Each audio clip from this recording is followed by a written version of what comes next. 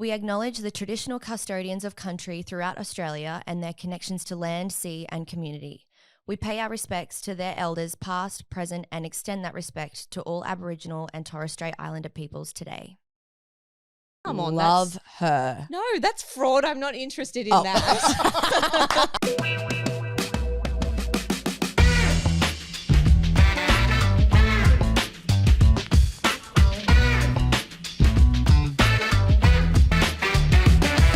Hello, guys, and welcome back to another episode of Red Hot the Pod. Today, we have a little bit of a different vibe for the episode today, but it's going to be a little bit more informative, I will say. Anyways, so I have a lovely friend of mine that I want to introduce you guys to. So please say hello. Hi, guys, everyone, all the cameras, everyone listening. There is an awful lot going on in front of us right now. So this is my beautiful friend, Beck. Hi. She is the owner of a jewellery empire. Fine jewellery company. There we go. Jewellery empire. A lovely word. Hey, it's the truth. Let the people know.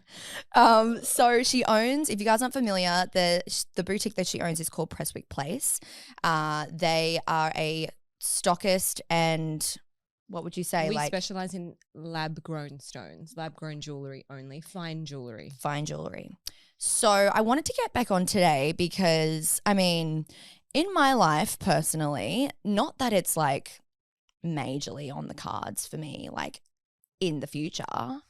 I mean, Yes. I would love it to be on the cards, but I wanted to get someone on who can really give us an insider's scoop into the whole lab-grown diamond versus natural diamond thing. Stigma. There's a lot of information on the internet, and I was going to raw dog this interview and just kind of sit here with you and get you to inform me, which I already know that you are going to tell me way more than what I've read online. And like just debunk a lot of like myths and rumors about what's better, why is this type cheaper, what's more sustainable. I want to talk a little bit about the blood diamond thing.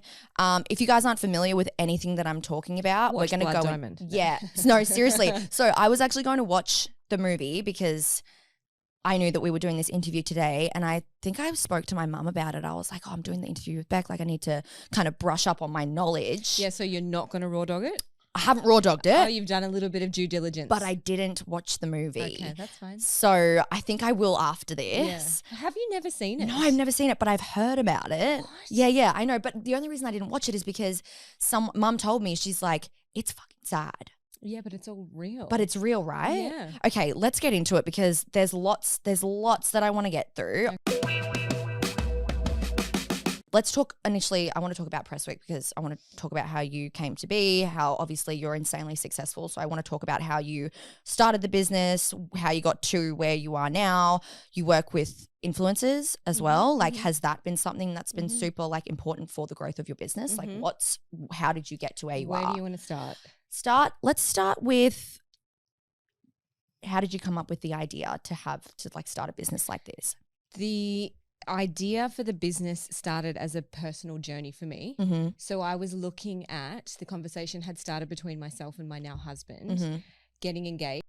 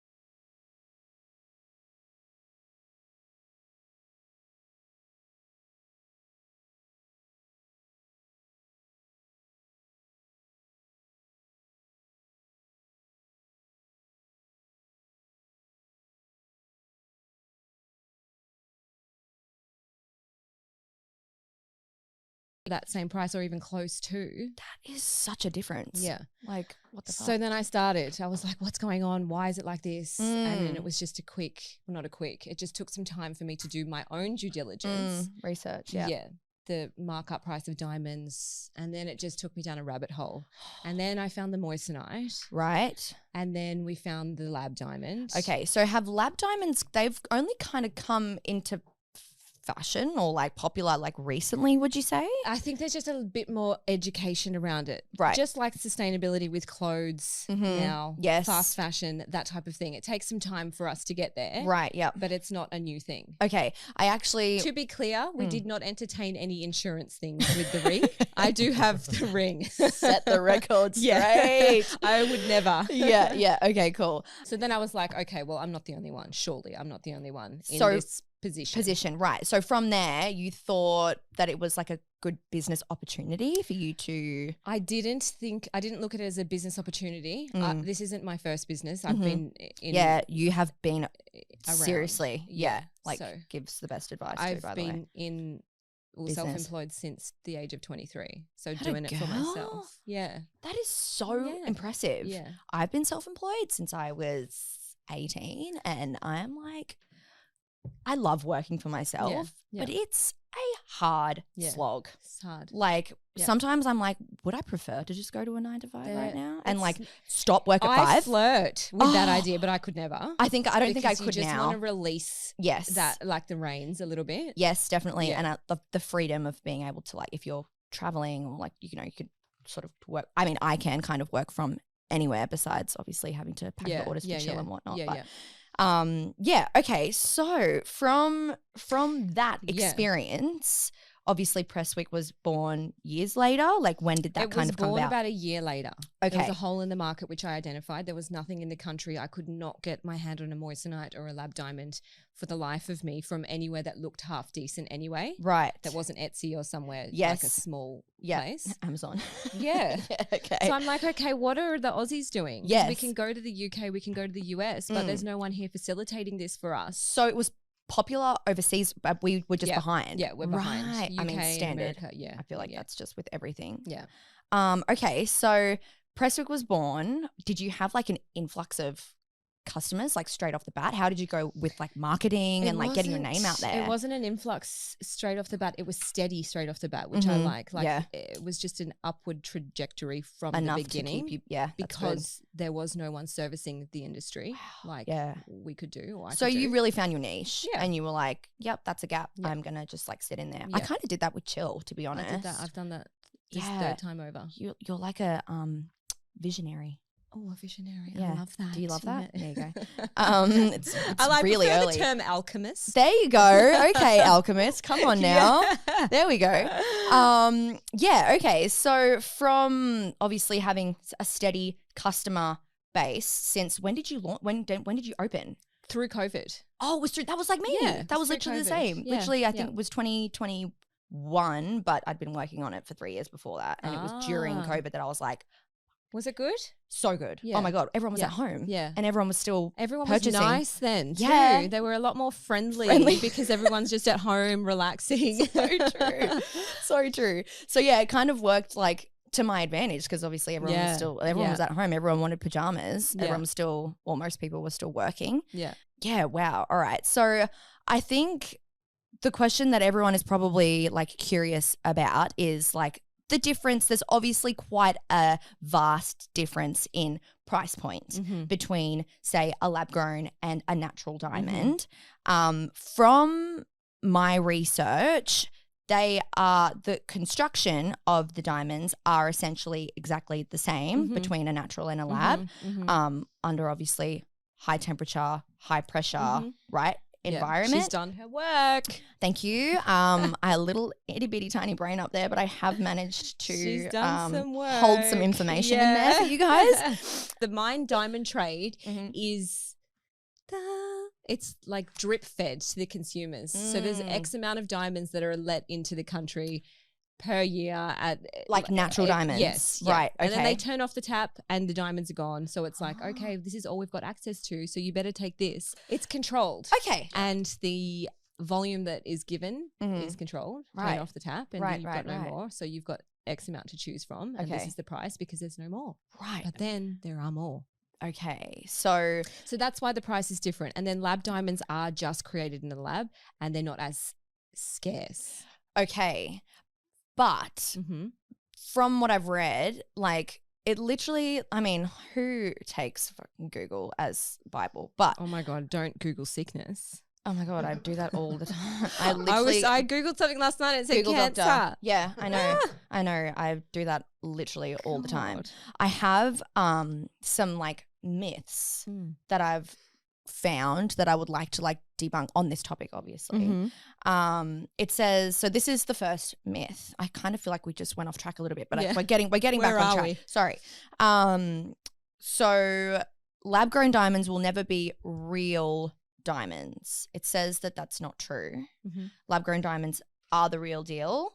They are pure crystallized carbon, just like mine diamonds. They have the same chemical composition and physical properties, which I fully believe that because when I was at Prestwick and we were looking at, I may have looked at some engagement rings and some stones. Obviously, like just because it's fun to try on and whatever, not it's because like I'm pressuring Jet. Funnest. It is literally the funnest thing. Like the best experience for a girl. It's ever. so much fun. Just to play and look and think, oh my God, like one day. Yeah, fully. And I'm like taking photos and everything. Actually, the other day I was with Jet's family and his mum was like, so what's first, the wedding or a baby? And Jet's like, a house probably because we don't live together. So maybe we should probably buy a house first. And he was in the ocean swimming and I like showed her. I was like, oh look, I went to Preswick the other day and I like tried on some rings. It's such a nice thing for girls to do though. And mum came with me when we were there. It was just like it's such a fun, exciting thing, especially when you're with someone and you're like can actually see it happening with them. It's like not like straight away, but you're just like, damn, the idea of it is so it's lovely, exciting. Yeah. But what I was going to say is to the human eye, realistically, like the difference between a natural and a lab grown, impossible. You really can't tell. You really can't tell. Yeah. The chemical composition of a lab diamond is exactly the same as a mine diamond, and down to the certification of the diamonds themselves, they come from the same place. So the same people that certify mine diamonds certify labs. What? They're exact. There's literally no difference, which is it's like beating your head on a wall sometimes when people can't like allow the information to penetrate. Do you know what I think it is? Because I have a lot of wealthy friends who have beautiful natural diamonds. This is where like you will just swing your dick around and say like I've got a mine diamond. And that's the thing. It's that's like not a flex anymore. It's an ego. I think it's an ego. It's bragging rights. I think that's what it is. I'll be way more impressed. Yeah, I just think you're 100%. Flop if you're buying a mine and shoving it in my face. I just think that you have no moral compass when there's so much more education around it now. Put that on a fucking t-shirt. Honestly though, it's not a flex. That. I just think you're asleep or at the wheel. Yeah. There's so much going on. It's so true. Yeah. It's so true. And so I think as well, like with the whole being woke about like how the natural, I mean, not all of it, but there is a percentage of the natural mine diamond industry that is extremely unethical, right? Which I kind of want to talk about as well, which we were referencing before the movie Blood Diamond. If you haven't seen it, I haven't seen it, so I'm not sure if I'd recommend seeing it, but you've seen it, right? Yeah, it's very good. It's based like on real events, right? It's to put it all in perspective. Yeah. So I just can't believe you haven't seen it. I know, I'm an idiot. I should have watched it last night. 1% of the world that have not. Do you know what? I don't actually doubt that. Have you seen it, Caleb? I'm embarrassed to say because you've talked about this before, Beck. Have you not seen it? You know what? I haven't had time. Yeah, in your life, I'm way in the busy. last 10 years. Yeah, I know. I know almost everyone I know has seen it. Yeah. Like literally everyone I've asked has seen it except for me. So and it's Leonardo DiCaprio. I thought it was. I saw the thing for it this morning. I thought it was him. Now I'll watch it. No, definitely. So I kind of I mean, it's a little bit deep and morbid, but I do want to inform the people about the whole unethical side of mining for natural diamonds. So can you kind of like give us a brief summary? As a whole, mining diamonds requires the destruction or deforestation of land. So you've got that element of it. You just have to clear land, which obviously is bad for the environment. Duh. It's just shocking for the environment. And then you've got the whole child slave labor or just slave labor in general. Yeah. Yeah. When I was doing my research, I accidentally clicked on images. Ugh. Did you? Yikes. I've never done that. What did you see? Just like it kind of what you would imagine, like, but worse. Yeah. Just like awful, just not. Doesn't look like a place that you would enjoy working at. You know what I mean? Like, it's not chill. It's not. No, it is not chill, and it's not Prestwick. That's for sure. Yeah. So yeah, I think it's important to educate, and that's why I wanted to do this episode today, because I know so many people. I mean, I've been naive in saying like, oh, I don't want a friggin' lab grown diamond, like it's fake. But that was me before I knew. You just have to have a conversation. It's just a conversation. And just educate yourself.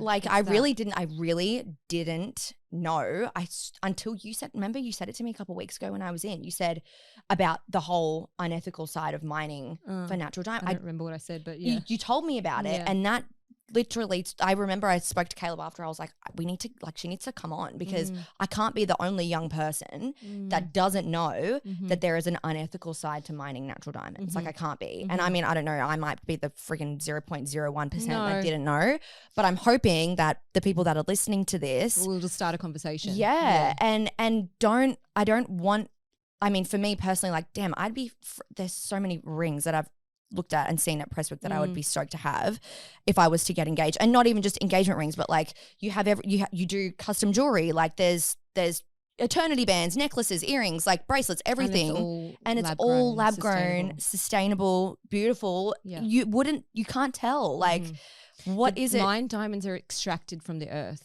That extraction process requires deforestation and requires slave labor, child labor in places like Sierra Leone, in places like Siberia. That is literally happening, and labs have been introduced to put a stop to that. Right. Just like electric cars. Yes. 10 years ago, we're laughing at the idea of a Tesla being as fast as a Ferrari or whatever. And now, it's faster. Now it's faster. Yeah. So it's just a progression of technology in our society and just coming to not terms, except that's where we're going. That's where we're headed, which I think is great. Yeah. I actually read like an analogy about the difference between lab grown and natural, and it was like it's like how you get like ice from like snow outside and like ice that's made in a freezer. It's like they're both cool analogy. The same thing, but obviously the environments that they're created in is different. Yeah. And I think that's exactly what it is, really, at the end of the day, because the composition, right? Do you like that? Yeah. I thought you'd like that. Nice. You can use that. You can take that. And I will just say that a certification on a diamond does not mean that it's sustainable. So some people will say, I've got a mine diamond with a GIA certificate. Great. I've got a lab with the GIA. It doesn't mean that the certification is the people that are telling you that it hasn't come from the hands of a dead child. Oh, God. Yeah. So the certification just tells you what the stone characteristics are, right? Not where it has come from, not its origin. So you can never get the origin of a mine diamond, never. So wow. So there has to be, because I know there's obviously natural diamond mines that aren't unethical, right? They say that, but how are they policed, and what is deemed unethical, and in whose eyes? Right. So many questions, right? Yeah, true. It's not teddy bears making these diamonds for you. True. Oh, God. It's just coming from the earth. They just come from the earth, and to get them out of the earth is not a nice process. Someone has to do it. Yeah. It's true. Far out. Okay. What are the main areas that diamonds are grown? As in around the world? Yeah. Do you mean labs? No. As in naturals? Well, you've got... There's like big natural mines, right? Yeah, Africa and Europe. That's sort of, from what I read, that Africa was like huge. Yeah.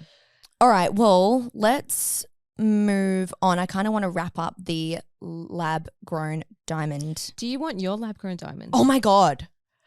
Guys, The bag is on the couch for a reason. The Birkin is on the couch. It's the way this freaking bag. Oh my God, you guys. I'm sorry. I've been lucky enough to be gifted a beautiful lab-grown diamond necklace. Oh, dun, dun, dun. Can we? I don't know if you guys can see it. It says chill. Oh, that's beautiful. How stunning. And they're little We'll have labs. to post it later. They're little labs. No, I really am so Stunning. I love you. Thank you Stunning. so much. I'm putting Beautiful. it on. I'm putting it on right now. I feel like it kind of goes with my outfit. We love these. PrestwickPlace.com. PrestwickPlace.com. Inquire below. We'll leave all the information in the description. Look, guys. Yeah. Stop. I need my front camera. Please. We literally do everything though. So it's not just engagement. And yes, which is that's what I was just going to get to. Yeah. I feel like I want it to be clear, like what I said before about you guys don't just do engagement rings. There's earrings, necklaces, eternity bands, bracelets, Yeah. literally and anything that you want can be custom. And I think that's the point of difference with Prestwick, because so many places just specialize in engagement. Right. But then we're literally doing everything. Like what? I literally look rich. Do you know what I mean? It's giving rich. Yeah. Fake it till you make it, babe, honestly. I do also want to touch on, because I know you guys use these as well, Moissanite. Mm-hmm. I think I had one, not from you guys. I think it was from Secret. Oh, yeah. Do they do Moissanite? They're diamond simulants. So no, they're a synthetic stone that has been made to look like a diamond. Yeah. So, okay, talk me through like, obviously they're Moissanite and lab grown. Yep. What's the difference? So lab diamond is diamond. It's a diamond. Yep. Okay. There's right. Nothing different. They're different. They're completely different. Moissanite right? is a completely separate stone, like ruby, amethyst, opal. Okay. Yeah. But it looks similar to a diamond. So it's the only white stone that rivals the diamond for its optical similarities. Okay. So there is no other stone, white stone, on the market that would go head to head with a diamond or a lab grown. Okay. So sorry, I shouldn't say diamond or lab grown because it's just differentiated. They're just diamonds. They're just diamonds. But again, with Moissanite, the price is lower again. Yeah, so it's about 30 to 50% less than a lab, and a lab is 30 to 50% less than a mined. Oh. So Moissanite's it's a really nice option or alternative option. Yeah. Mm-hmm. If you've got a budget that actually, you're trying to stick to. some people are after Moissanite. Yeah, interesting. So why would someone pick a Moissanite over a lab grown? Like just based on budget? Or? Based on budget or based on the way it sparkles or looks. Because Moissanite has a higher refractive index, which is sparkle. So it sparkles more. Okay. And as far as durability goes? It's the second hardest stone. Moissanite is? No, diamond is 10. Oh, sorry. So diamond is the hardest stone known to man. Moissanite is number 2. Wow. So they really go head to head. Yeah. Okay.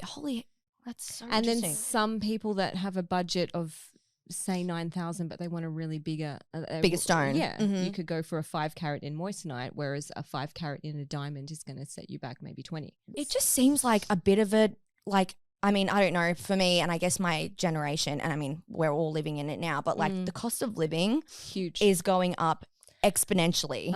Like if that's what you want, like in your life, if you want to get engaged, you can't expect who you're with, unless they're a multi-millionaire, you really can't like expect a $300,000 ring from someone. Like sure, it would maybe, it'd be nice, no doubt. But like realistically speaking, I know for me and like for Jet and I, it's not like we've spoken about it. What are your values? Correct. And it's the sentiment behind it. I think not the dollar figure attached to it. That's right. Yeah. And I think that's what I kind of want to get across to the listeners. Like for sure, like, you know, anything is nice when it's given to you from a pure place. Yeah. And I think that's all that matters. So important that's what you guys think about when if you receive a ring, or if you're talking to your partner about a gift or it's an engagement ring or whatever. Like at the end of the day, it's getting given to you from a place of love and the fact that that person wants to spend the rest of their life with you. Exactly it. Full stop. End of story. End of story. Yeah. And I mean, you know, I was saying before, like, of course it's fun to try on beautiful rings and whatever. And like, this isn't something that like I've not gone to Jet and gone, well, I like this shape and this size and this is my blah, blah, blah. Like, to be fair, he did ask for my ring size. But as far We've as got like, that on file, girlfriend. They've got it on file. Don't even worry about it. Just send him my number. Send him a sneaky email. No, but like, yeah, I think it's really important that it just all comes back to the purpose, like why you're getting it. And it's coming from someone who wants to spend the rest of their life with you. And obviously, of course, but with budget in mind, for me personally, I would way rather him spend a fraction of what he would spend on a natural on a lab. Who can tell? Who cares? Like it's the principle at the end of the day, and it's no one's business. Correct. And like who is anyone else to say, oh well, that's a lab grown. It's fake. That's a moissanite. Yeah. That's what people would say. You know what I mean? And that's what's frustrating. I think that's the whole point of this interview today and this conversation is just like, it's not. If you walk away with anything from today, it's a little bit of oomph in your step. If you want to have a lab or a moissanite, be confident in it. Yeah, be confident. Like own it, wear it. Yeah, and know that it's the sentiment behind it. It's not like whether or not it was pulled from the ground or made in a laboratory. Yeah. Period. Yeah. All right. So we kind of got off track a little bit there, just chatting about other things. Good luck editing. Yeah, I know, poor Caleb. No, but I do want to talk about just briefly where moissanite comes from because it's obviously not grown in a lab. No, it's grown in a lab. Oh, it is. Naturally occurring moissanite enters the atmosphere through meteorites.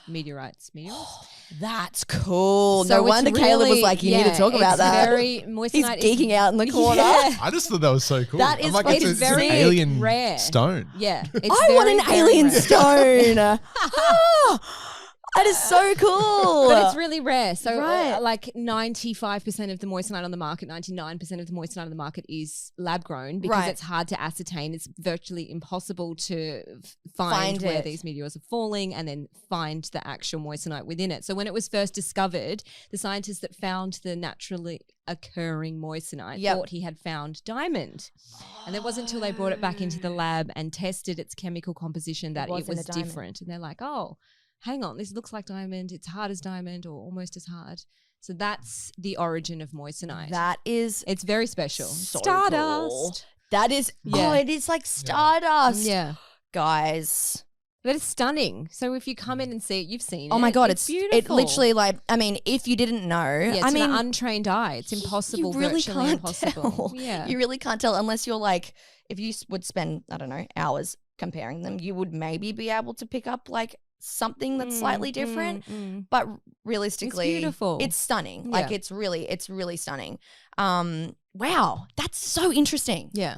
So that's like naturally occurring moissanite. But there's only like a small percentage. Tiny, it's very rare. Very. Where, like, I wonder where they would like find that. Like, where do fucking meteor or where do they fall? Yeah. Like, it's where, when, how, so who. So cool. It's really just like you have to either live where this thing has fallen and you've just got to trot along and find it. Yeah. Let's like do a meteor watch. And We like could see where one falls and then Meteor crash. Yeah. Crash landing site. I wonder, damn. I'm like so intrigued by that. Oh, cool. From like it's like aliens. It's aliens. It's aliens on your finger. Beautiful, I am so wigged out by this. That is so cool. Oh my God. Okay. Anyway, let's move on to a little bit of a business because you're so fucking business savvy. Literally, like so business savvy. I want to pick your brain a little bit just about general advice. Love this.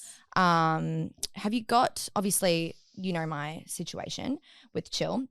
I'm curious, like, more like, is there more of a situation that I'm? Oh, babe, we haven't even really scraped the fucking surface, if I'm honest. But I do want to, just in general, advice for people who are starting a business. Is there anything that you would say you would do differently if you had your time again, like with all of the businesses that you've started? No. Because it's all a learning curve. You'd say that. For people that had just starting off, I always say stay in your lane. Like, it's so easy to get caught up. Don't confuse your customer. Looking at other people's brands, looking at what other people are doing, how far other people are going. You just don't know what's going on. So just stay in your lane. I stay in my lane, but I definitely don't have my blinders on. Why? What do you look at? I just compare. I mean, maybe not so much until very recently, but I feel like I've noticed there's been a few other people in my industry who have started businesses that are similar to mine. And it does make you kind of like, I just compare as far as like, obviously the product is different and that's a fact because I know exactly where my product is made, what it's made from, blah, blah, blah, ethically, sustainably, etc. Which I think is it's so important. Like people really value knowing that these days. But I don't know. I can't help it. But what do you look at and then what do you think for yourself? Like how do you look at that and then how do you apply it to yourself? Because I'm saying don't do that. And what is it like? What's your thought process? I just think because maybe these people have like more like pull than I would on social media. So then put yourself in someone's position that is just starting off without an identity per se. Oh my God, yeah. Yeah, wow. How do you do it? I honestly don't know if I would have started a business if I didn't have a platform. No. Because, well, I mean, I don't know. I can't say that for sure because I knew I always wanted to work for myself. I knew that for sure. And I knew I always wanted to do something in fashion because I went to fashion school when I was in high school 1 day a week. But without the platform. So, yeah. Yeah. I would just say stop looking at what other people are doing. Yeah. I think it'll distract you. Yeah. That's anyone great else advice. that's starting off. That's really Don't great look advice. at what anyone else is doing because it'll distract you and dishearten you. I really didn't.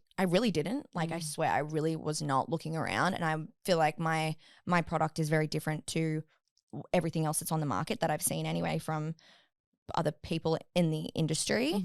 But yeah, I just feel like recently I've caught myself and because I feel like it's not something that I have done in the past, like compared myself. I've caught myself comparing. I'm like, wait, what the, like, hang on, just come back a second. You can't do that. That's the thing, it's the worst thing you can do.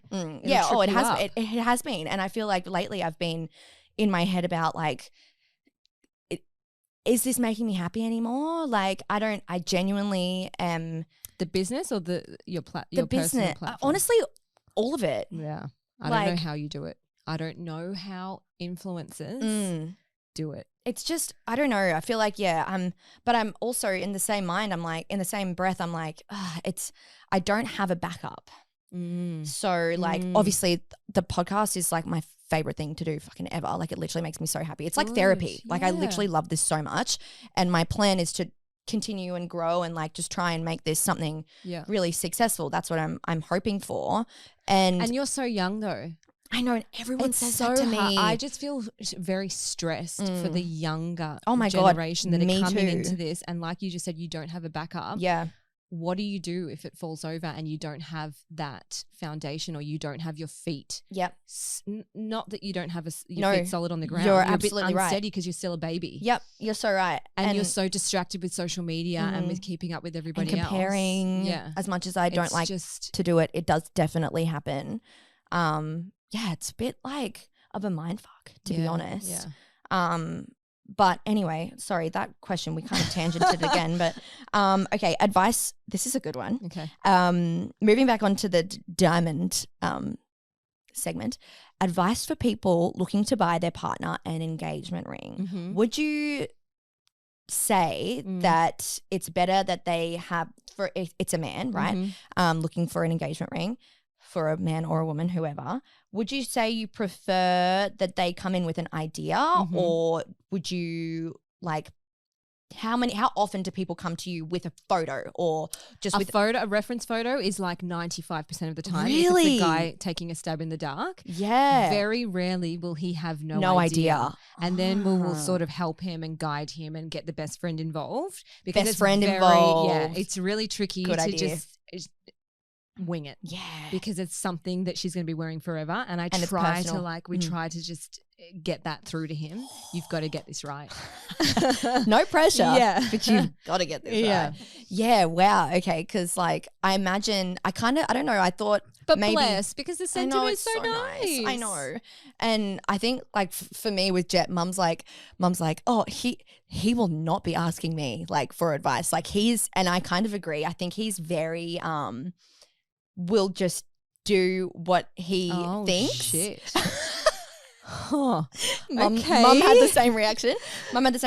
But because she was there with me that day. You've got the radiant. You like the square one. I do, yeah. So, okay. Not like square. Shit. Not like square. No, it was the rectangle, sorry.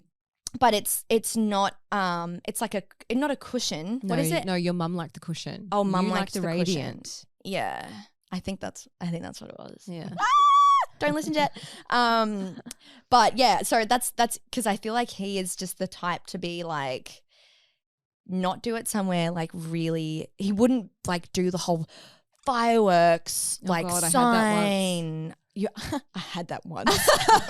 This bitch flexing that she's been engaged more than once. I can't. So good. How was that? Was that like I said yes, but I'm a very private person. Yes. I don't say his name. I never post photos of my children. Right. I don't like give details for anything. Yeah. And then when I get asked all of these questions, I would just not answer when I'm interviewed. Yeah. But it was just a lot. Wow, I agree. I think like obviously again the idea behind it's all like pure and love and like really nice. I think I am the same as you. I would probably just feel very like, oh my God, this is all for me. I'm overwhelmed. Ooh, yeah.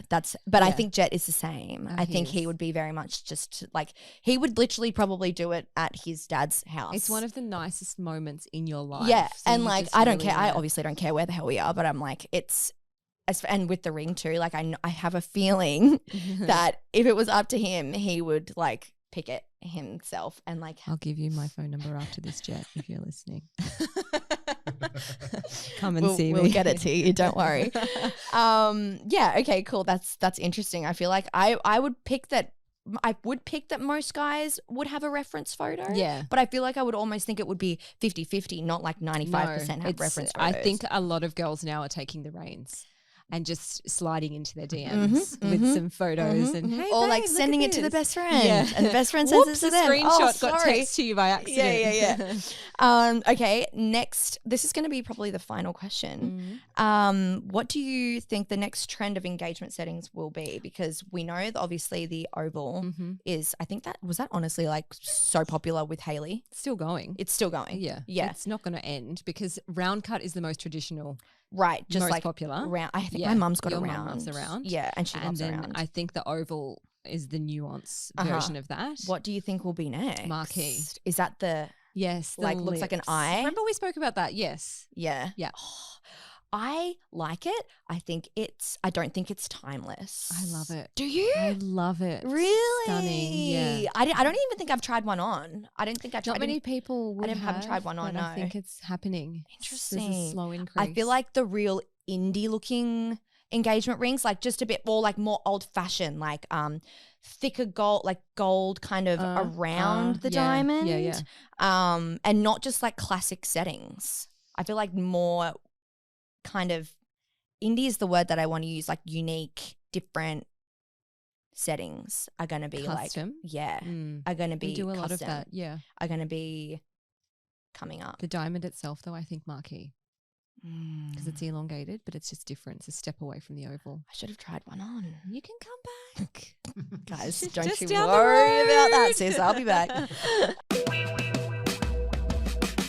All right, guys. Well, I think that's where we're going to wrap up this episode. Thanks so much for listening. I hope you all enjoyed and learnt something. Yep. We'll leave Beck's business's details, Prestwick Place, in the description as per. You guys can hit them up on Instagram as well. We'll leave their Instagram handle there. If you've got any inquiries, jump in the DMs. Yep. Another thing I just want to quickly add that I love about Prestwick, if you guys are looking at diamonds or whatever it is, their Instagram stories, I don't know if you've done highlights, but you know how you post the exact prices. That is done mindfully. I entered the market. Genius. Yeah. Because I hate the whole inquire below.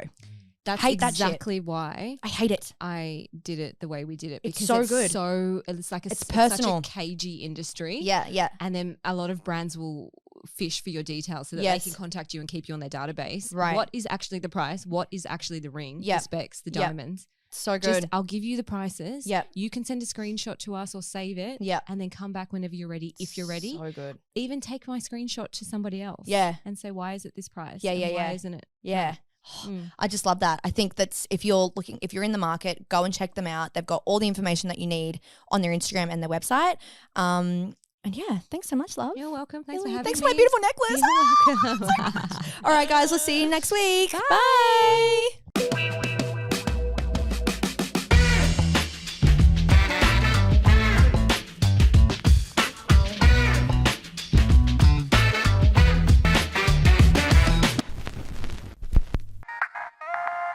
This is a Poly Studios production.